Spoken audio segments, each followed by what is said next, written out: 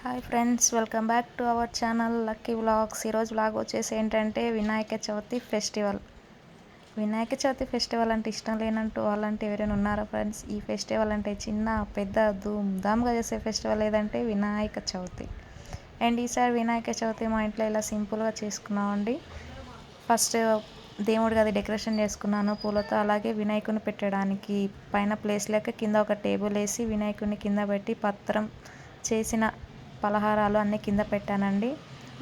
నాకు వచ్చిన పలహారాలు ఉండ్రాళ్ళు, పొంగల్ చేశానండి. నాకు వచ్చినట్టు చేశాను. అలాగే నెక్స్ట్ డెకరేషన్ వచ్చినట్టు చాలా సింపుల్గా చేసుకున్నానండి. అండ్ ఇంకా వినాయకుడికి ఎంతో ఇష్టమైన ఉండ్రాళ్ళు, కుడుములు, వేలక్కాయి అవన్నీ పెట్టాను దేవుడి దగ్గర.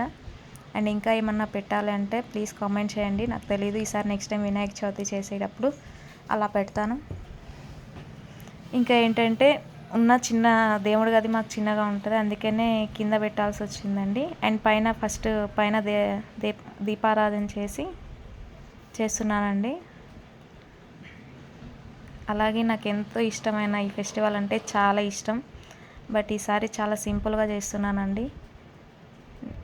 తెలుసు కదండి, ఇంట్లో చిన్నపిల్లలు ఉంటే ఎవరైనా ఫాస్ట్గా పూజ చేయాల్సిందే ముందు, ఎందుకంటే పిల్లలు మళ్ళీ గోల చేస్తారని.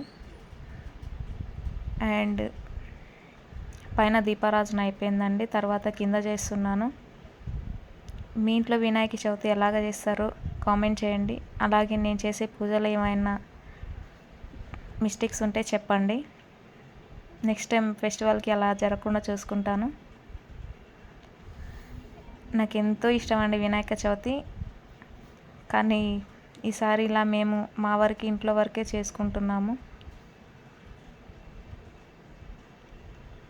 అండ్ అలాగే మన ఛానల్ ఎవరైనా కొత్తగా చూస్తున్నట్టయితే మన ఛానల్ని లైక్ చేయండి, షేర్ చేయండి, కామెంట్ చేయండి. అలాగే మన ఛానల్ని సబ్స్క్రైబ్ చేయండి. మరిన్ని వివరాలు అండ్ ఇంకా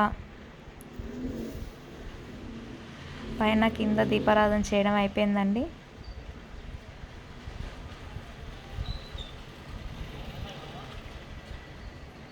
మా ఇంటి వినాయక చవితి ఫెస్టివల్ పూజా విధానం ఎలా ఉందో కామెంట్ చేయండి.